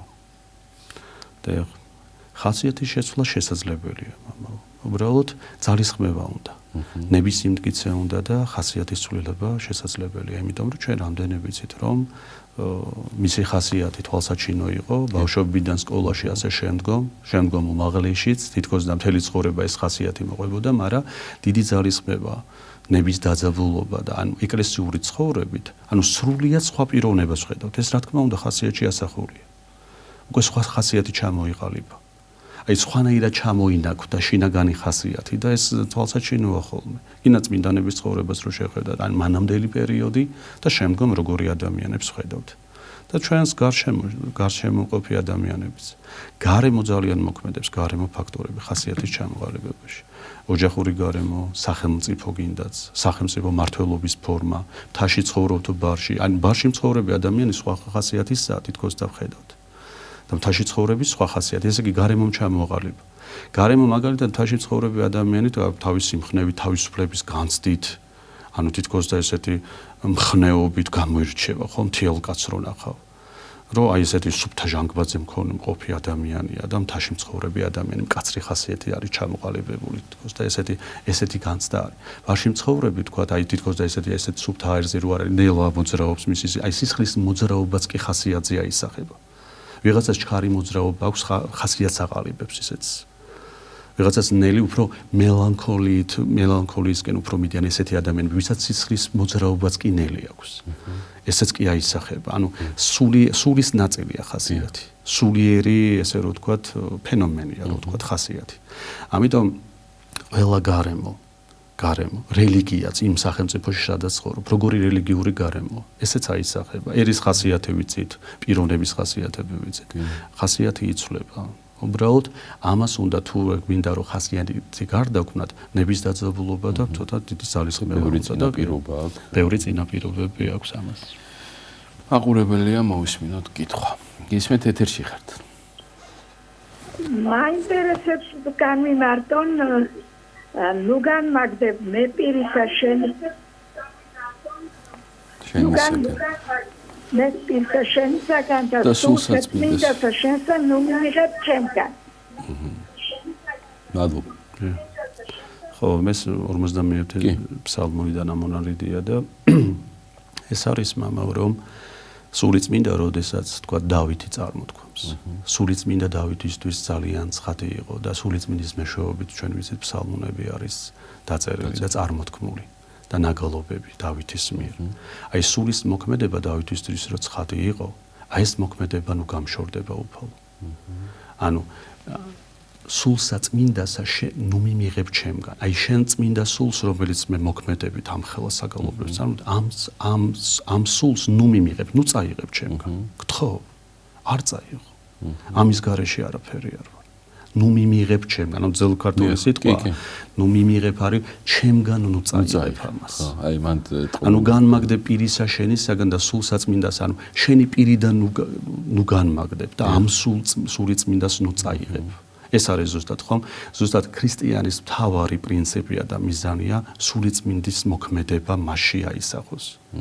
ზაფრად და აი ჩვენი გამწმენდელობითი ეკლესიური მარხვა, ლოცვა ყველაფერი უკავშირდება ამ მთავარი მიზანია ეს, რომ ღვთის მოქმედების ჭურჭელი შეიქმნას ადამიანი და როდესაც შეიქმნება, აუცილებლად ეს სიტყვები თითქოს და თავის დაუნებურად ამოვა, როგორც დავითის სულიდან ამოვიდა, რომ ამ სულის მოქმედებას ნუ წაიღებ უფალო, ეს ცეცხლი, რომელიც დაანთე, უბრალოდ არ წაიღო. ამის გარეშე არაფერი არ ვიქნები. ეს განმარტება შეიძლება. კეთილი.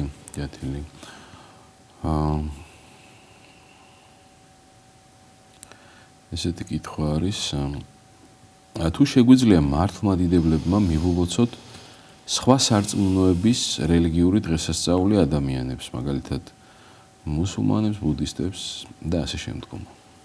არა, არ ვულოცავთ ჩვენ, ანუ მათ დღესასწაულებს, იმიტომ რომ ეს რელიგიური ნიშნით მათი დღესასწაული, თუ ჩვენ ვულოცავთ, ესე იგი ამ დღესასწაულს ვაღიარებთ, ამ დღესასწაულს თუ აღიარებ რაღაცა ნიშნით მონაწილე ხდები, ანუ ჩვენ შეიძლება ჩვენი დღესასწაული მივულოცოთ. რომ ეს გახდეს ერთგვარი ქადაგების ძახილია.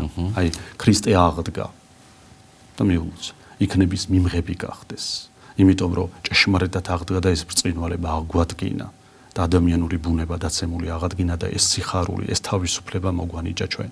შეიძლება ეს მივულოცოთ, მაგრამ ის თავის წიაღში წარმოშობილი თავისი დამოკიდებულება, რომელიც კიდევ ამ ქრისტიანული დამოკიდებულებისგან გაუცხოებულია, ანუ ქრისტიანული თვალთახედისგან გაუცხოებულია, ჩვენ მის რელიგიურ დღესასწაულს არ ვულოცავთ. ესე იგი თუ ვულოცავთ, ვიზიარებ ჩვენ და აბა რაღაცა ერთოა ბნელისა და ნათლისათან, ხო, როგორც პავლე მოციქული ამბობს. ქრისტიანი არ ულოცავს მის დღესასწაულს. ანუ იმ უცხო დღესასწაულს ქრისტიანისგან განსხვავებულ დღესასწაულს. კეთილი. ესეთი კითხვა ნინო გწერს. ცოდვა, რომელიც აღსარებაში აღიარე და შეინანე, გარდაცვალების შემდგომ საზვერეებში გავლისას იქნება დამავრკოლებელიო?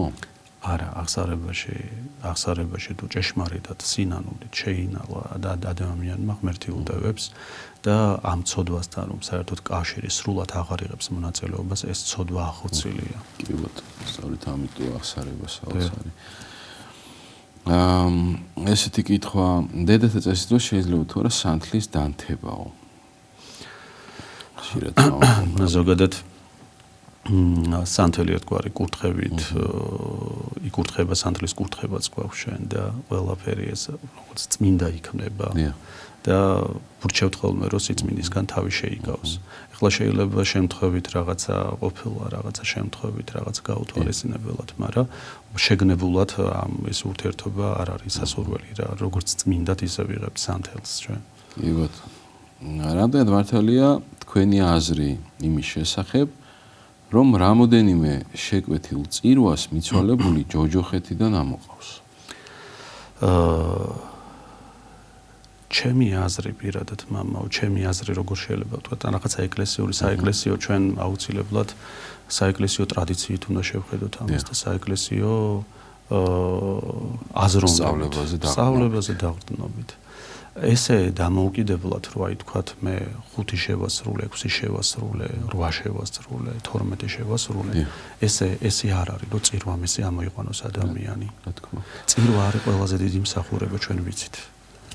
ყველაზე დიდი შეწევნა ადამიანის მდგომარეობაზე, რამდენად მიმღებია ამ საღვთო ნუგეშინისცემის, ამ საღვთო ძალმოსილების, რომელსაც ჩვენ აღვასრულებთ, ვებედრებით, გულს მოდგინეთ უფალს, წირვის მეშვეობით ვწირავთ. აი მთავარია თუ არის ღმერთო მასში საკმარისი, აი მცირე მაინც მიმღებლობა იმისა, ანუ მიღების შესაბამისად ჩვენ არ ვაკლებთ ლოცვას და ძალიან დიდი ძალაა წირვა. თუ არის მიმღები, წირვა არის მაცხოვნებელი, რა თქმა უნდა. თვით მეუფე უფალი აღასრულებს ჩვენ ვიცით საღვთო ლიტურგიას. ანუ სასულიერო პირის მეშვეობით. ანუ ამ ადამიანს განსაკუთრებულად ჩვენ ვიხსენიებთ წირვას. მის წმინდა სისხლს ერევა მის სახელზე ამოღებული ნაწილი. აი ყველაფერს ვაკეთებთ იმისათვის, აი როგორც ჩვენ შეიძლება ის ფრაგმენტი გავიხსენოთ სახარებიდან, რომ იუდა მოციქული აზიარა მაცხოვარმა. ყველაფერი წმინდა მამები მიუთითებენ, ყველაფერი გააკეთა, რომ გადაერჩინა. მაგრამ თვითონ არ იყო ამ გადარჩენის მიმღები. ანუ რამხელა სიწმინდეა ხო აზიარა. ეხლა მამათა ნაწილი ამბობს, რომ თქვა ძველი აღთმის თქვა პურს აზიარა. მაგრამ მოდი ესე ვთქვათ, რომ ყველაფერი გააკეთა უფალმა, ბოლომდე ელოდებოდა, რომ მიმღები გამხდარიყო იუდა მოციქული. აი, საკმარისია მიმღების, მცირე მიმღების და საღვთო ლიტურგია ყველაფერი საღვთო ნუგენშინისცემა მასზე აისახება. ეს ღვთისგან როგორც დიდი მოწყალება, ჩვენ იმას ვიტოვებთ, რომ ღმერთი აცხოვნებს. უბრალოდ მიმღებლობაზეა. ადამიანი თქვა მომაკვდინებელი ცოდვით არ უნდა წავიდეს. ჩვენ ხო გვაქვთ მომაკვდინებელი ცოდები, თუ ამ მდგომარეობაში წავიდა, ფაქტობრივად ვერ ცხონდება, გინდა თქვა 100 წირვა დააყენე. რატო დაწერა ეკლესია მომაკვდინებელი ცოდვა, არ ვავნება მომაკვდინებელი? ესე იგი თუ უნანელობის შემთხვევაში და არ განცდის შემთხვევაში ეს ღვთის წინაშე, ანუ შეუძლებელია ის გააცოცხლო. მკვდარი ადამიანი. და ეს მომაკვდინებელი ზოგი შვიდს ასახელებს, ზოგი რვას და ყველა ლოცვანში ბოლოში თავმოყრილია, რომ ადამიანის ან ლოცველისთვის ეს ცხადე იყოს.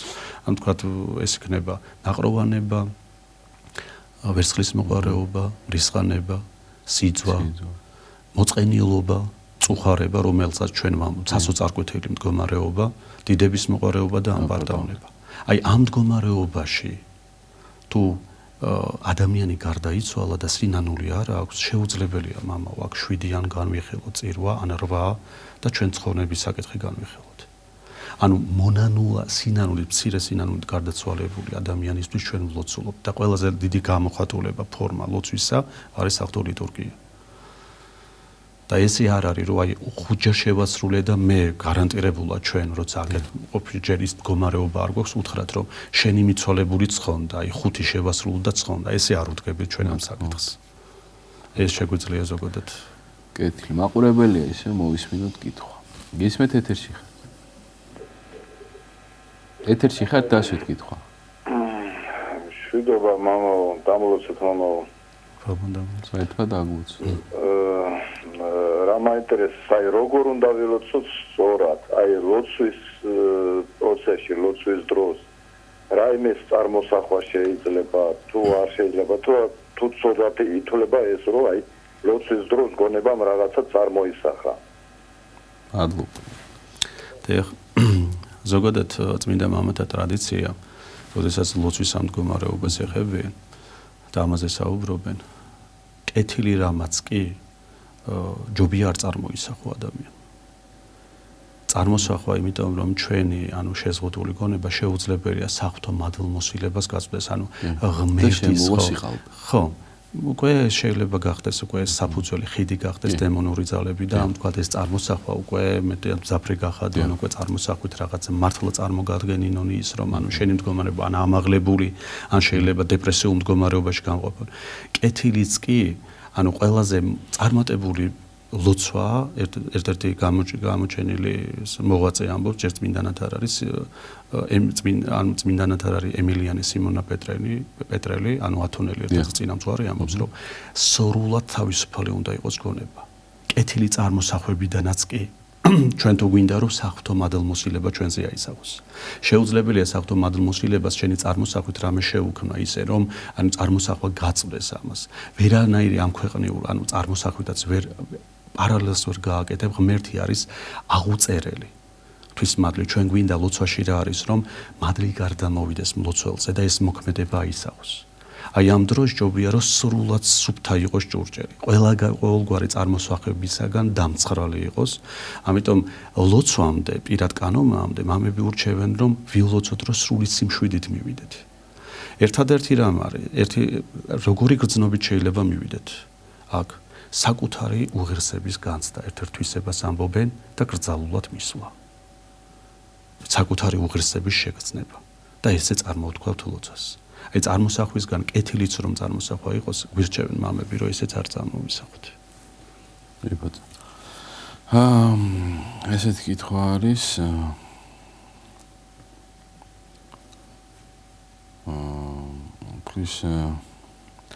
უფლის ნება რომ არის ყველაფერი, ჩვენი ადამიანის ნება რა არის?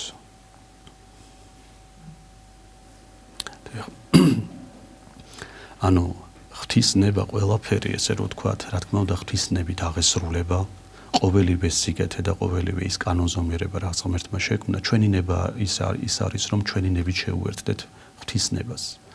ანუ რაც გადმოცემულია ჩვენთან წმინდა წერილის მეშვეობით აი რაც ჩვენ მივიღეთ ეს ყველაფერი ღვთისნებად ვიღებთ ამას და ღვთისნება აი ამ ნებას ადამიანის ნებაა რომ ამ ნებას შეუერთდეს მიიღოს მადლიერებით დაემორჩილოს ამ ნებას და ჩვენი ნება საღვთო ნებას უნდა დაემორჩილოს ჩვენი ნებაზე მნიშვნელოვანია ჩვენი არჩევანი რაც აი ადამიანს განსაკუთრებულ ღირსებას სცემს რომ აი ღმერთმა არჩევნის გარეშე არ შეგუნა ზუსტად ეს არის თავისუფლება ზუსტად ადამიანის ღირსება ეს არის აი თავისუფალი ნება და არჩევანი აი ღვთისნების მიმღები უნდა იყოს ღვთის ამ შემოქმედების აი როგორც ჩვენ ვიცით წმინდა წერილის მეშვეობით და წმინდა ეკლესიის ტრადიციით ანუ ნაკარნახები და ანუ განმარტებული ჩვენ ამას ვიღებთ და ჩვენი ნება ამას უერთდება აი ჩვენი ნება განსხვავებული რომელიც ამას არ იღებს ან წინა აღუდგება ამ ყველაფერს აი ამას ვეძახით ჩვენ დაღუპას ამას ვეძახით ჩვენ ცოდვას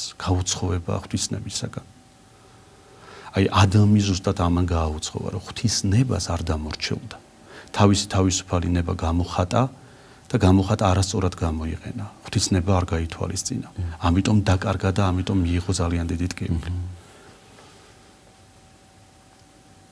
კი ბატონო ესეთი კითხვა არის ანაკ წერს შეიძლება თუ არა მართლმადიდებლო ქრისტიანმა მიიღოს მონაწილეობა ხანუქის დღესასწაულში და თუ არა რატომო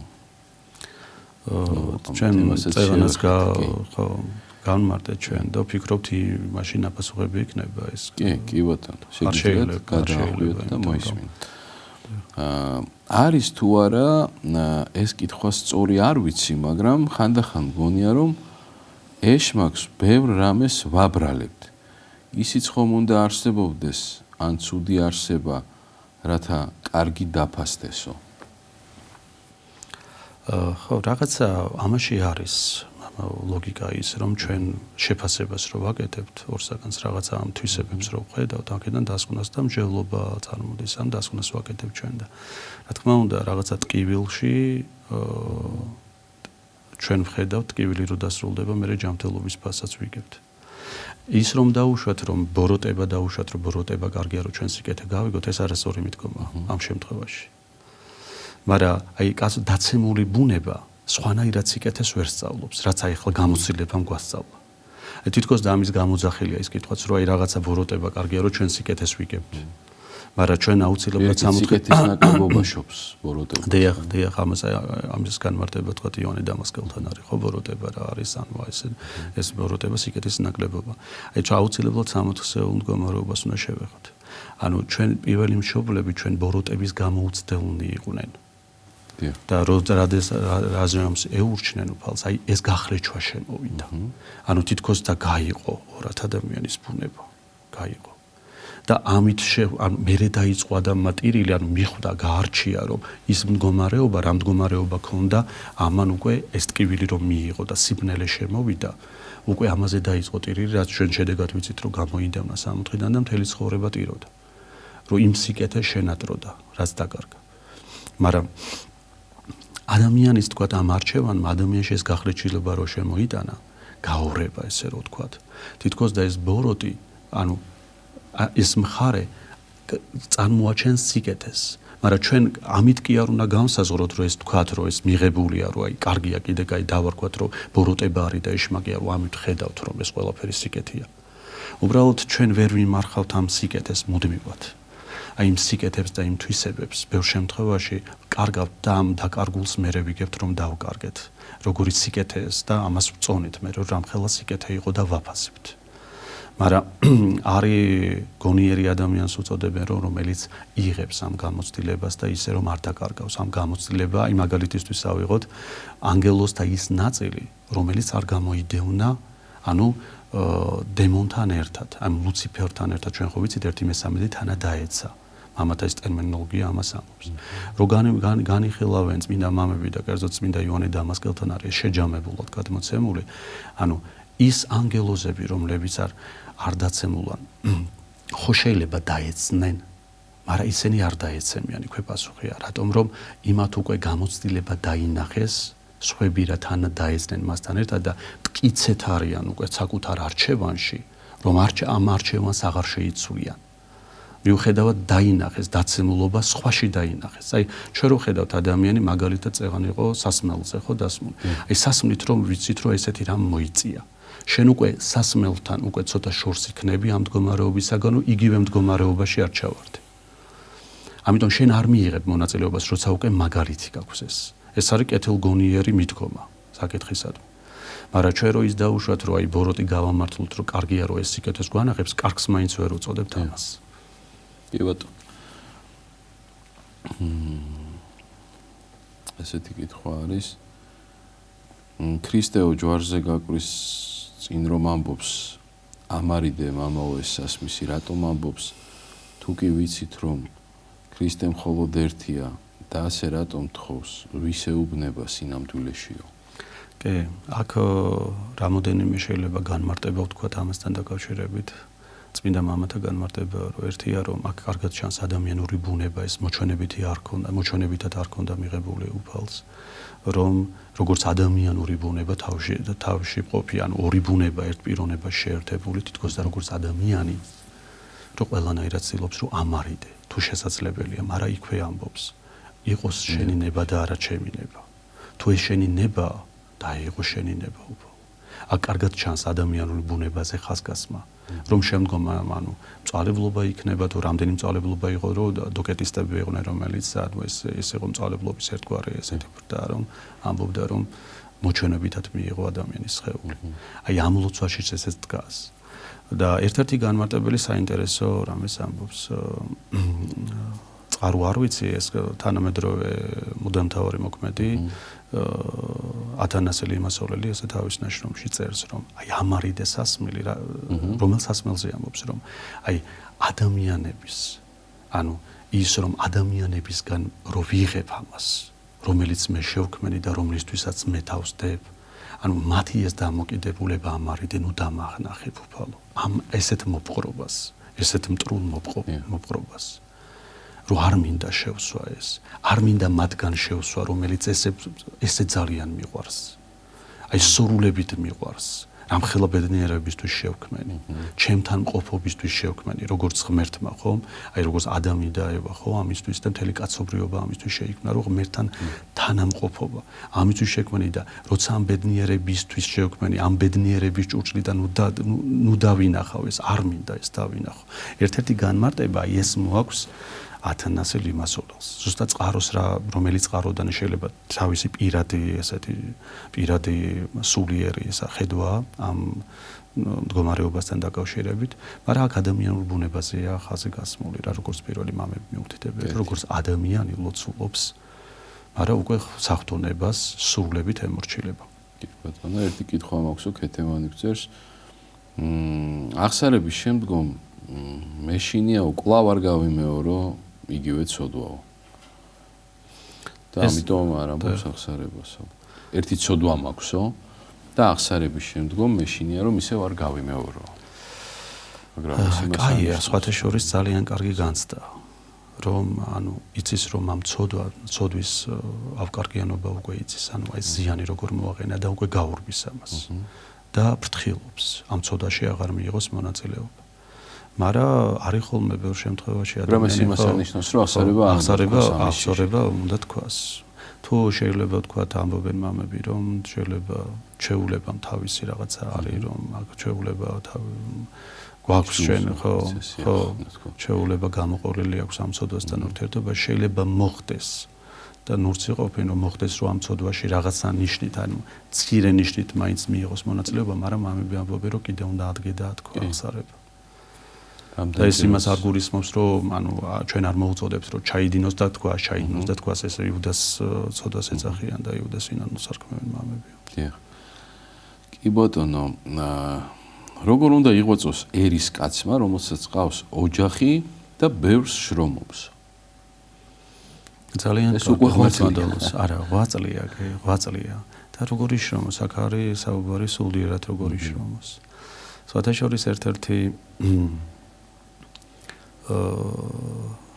ხატრული ფილმი ვნახე, ანუ მღვდელი ერქვა ფილმს და ერთ-ერთი სტიქაროსანი განიკითხავდა ერთ-ერთ იმ თანასოფრელ ადამიანს, რომ ეს ადამიანიო, აი თქვათ, ლოცვებზეო ესე არ მოდისო ხშირადო ჩვენ რო დგევართო მამაო, რომ მსახურობთ ყველაფერიო და ამამამ არ დაუწყო ახლა ესეთი თქვათ, ან ესეთია, პასუხი არ მეცა. მოდი ახლა შენ ვერ ვნახო, წადიო ახლა, ჩაუსაფრთიო, ჩუმათო ისეო, რასაკეთებსო საინტერესოა. რო ჩვენ ახლა რამდენად სწორად ვაფასებთო. რო ვთქვათ, რომ ისიც ღირსია, რომ ჩვენაირად ზიარება მიიღოს, როცა აი ძალიან ცოტა ხანი მოდის, მოდი ნახე. და მთელი დღე ეს ადამიანი ჩაუსაფრთა იქ, იმიტომ რომ რაღაცა სოფელში იყო, კერძო სახლი იყო ის. მთელი დღე ნახა ამ ადამიანის ძალიან დიდი ჯაფა და შრომა. დილას რომ წამოდგა დილით ადრე კანდელი ეკიდა ხატთან, მივიდა ესეთი მუხტარეკა გააკეთა, რასაც ჩვენ მეტანიას უწოდებთ და ჯვარი დაისახა. უფალო შემიწყალენ და მთლიანი დღე მერე ნახა ამის შრომის. უფრის სახელით შეუდგა შრომას და ისევ საღამოს დაწვა. მერე მოვიდა და მღვდელთან უკვე აღარ ქონდა იმის სურვილი, რომ განეკითხა ეს ადამიანი. ესე იგი, თუ შრომობთ, თუ რასაც ვაკეთებ, თუ პავლე მოციქული ამბობს, ღვთისადიდებლად ვაკეთებდეთ ამას.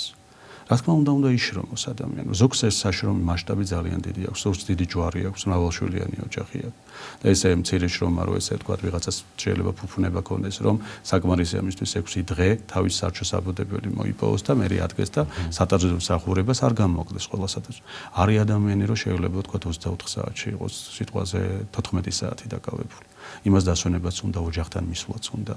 და ის მცირე ლოცვა იმან თუ შეამცირა და იმ საქმეშიც ეხლა უყურეთ ერთ-ერთი წმინდა მამა ამბობს, რომ ამაზე ნუიდარდებ, რომ შენ თქვა ისე ვერ ლოცულობ კანონებს იმდენს ვერ ასრულებ, შენ ყოველდღიურ საქმეში იყავი პატიოსანი და მართალი. ეს როგორც კანონად ისე შეგერაცხება. თუ არ ვწდები წმინდა თეოფანი დაღუდებული თუ ეგნატე ბრიანჩენინოვი ამბობს ამას. ის ადამიანები რომ შინაგანი განცდა ქონდა, რომ აი მამაო, რომ აი ფსალმუნებს და ამ ყველაფერს ვაკლდები ამის გამო. ნუიდარდებ, ამ შფოთს ნუ შეიდა. სამსახურში თანამშრომლებთან და იმ წინამდებარე საქმესთან იყავი მართალი და პატიოსანი. ღვთის სახელით მოიფყარი ამ ყველაფერს. ესეთი კითხვა, როცა ადამიანიო მარხვას დაარღვევს პირველი 2 კვირა და შემდგომ შეუდგება ამ მარხვასო და მოინდომებს და გააგრძელებს მთელი გულითო, მას ჩაითვლებაო ეს სრულ მარხვაშიო, რომ სრულყოფილად დაიცვალა. დიახ, ჩაითვლება, მაგრამ ეს მოწყარს უნდა აუწყოს აუცილებლად, ის მიზეზიც უნდა უთხრას, თქვა, რატომ იყო, რატო ვერ დაიწყო, მაგრამ მთავარი აქ რა არის ესეთ მარხვის პრინციპი დავინახოთ ჩვენ. მარხვა, რომელიც ჩვენს გამწმენდელობას ხელს უწყობს, ჩვენ ლოცვას წარმატებულს ყოფს, მარხვა და ადამიანს რომ უნდა ცხოვრების შეცვლა. შეიძლება ადამიანი მარხულობდეს და მარხვა ზედმიწევნით იცავდეს გარეგნული ფორმით, მაგრამ მის ცხოვრებაში ყველა ის მანკიერება გამოსწორებას არ ეძლეოდეს. ეს მეორე საშიში მხარეა. მაგრამ ამაში კი ამას არ ვამბობთ, რომ აი ადგეს და 4 კვირიან მარხვაში ბოლო 1 კვირა იმარხულოს არა, აქეთკენ არ მეკვავს საუბარი. შეიძლება რაღაც მიზეზი ქონდა, მაგრამ ის 1 კვირაც და 1 დღეც და რამოდენიმე საათით შეიძლება შეიწიროს უბრალოდ დიდი გადაწყვეტილება იმისა, რომ ადამიანი შეიცვალოს, ადამიანი ცოდვას განერიდოს და სიწმინდა შეიყვაროს. რა თქმა უნდა. აი ეს არის მთავარი. ეს სულ რამდენიმე წუთი რჩება და ესეთი კითხვა, როდის იქნება მეორედ მოსვლაო, წერს გიორგი. ხო, ეს უბრალოდ მხოლოდ ღვთისთვის არის ეს. მოციქულებსაც არ გაუმხილა უფალმა, რომ ესე ისურვა უფალმა, რომ ჩვენ საკეთილდღეოდ და ჩვენ კეთილდღეობისთვის, იმიტომ რომ არაერთი მამა ამბობს, რომ ჩვენ რო ვიცოდეთ ჟამი ამისა, ძალიან დიდ ბოროტებასთან მეგვიყვანდა. ადამიანი იფიქრებდა, რომ სინანულს გადადებდა. იტყოდა რომ მოდი ამ ყველაფერს ბოროტებით აღვასრულებ ყველაფერს და მაინც ჯერ არ არის ახლოს. ანუ მოლოდინი აღარ იქნებოდა რომ ჩვენ როცა ნაცნობი არ არის დრო ჟამი, ჩვენ ყოველთვის ვხიზლობთ, წმინდა იოანე ოქროპერი ამბობს. ამიტომ ჩვენი პირადი გარდაცვალებაც როცა არ არის, არ ვიცით როდის დადგება, ქრისტიანი ერთგვარით მისთვის უკვე მეორედ მოსვლა ერთ-ერთი წმინდა მამა ამბობს, რომ პირადი გარდაცვალების შემდგომ უკვე აღარ არის მოქმედება. საყოველთაო აღდგომამდე და ადამიანი წყვეტს თავის ღვაწლს და შრომას.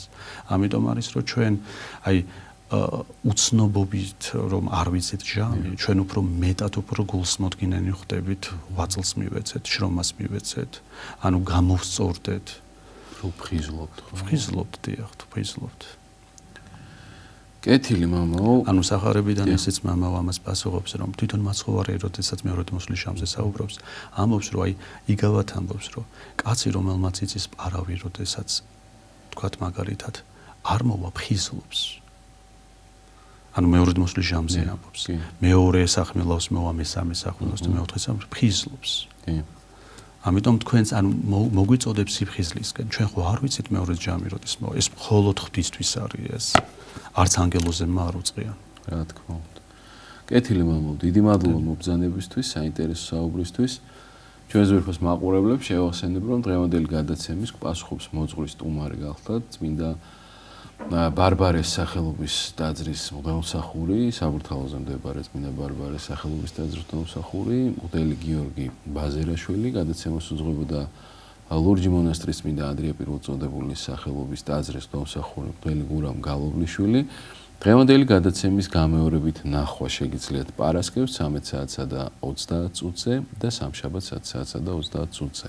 ჩვენ ერთმანეთს შევხვდებით მომავალ ხუთშაბათს საღამოს 8:30-ზე საპატრიარქოს ტელევიზია ერთსულოვნების პირდაპირ ეთერში. გემშვიდობებით მომავალ შეხვედრამდე ღმერთმა მრავალ ნიკოლოზობას დაგასწროთ და გაგახაროთ.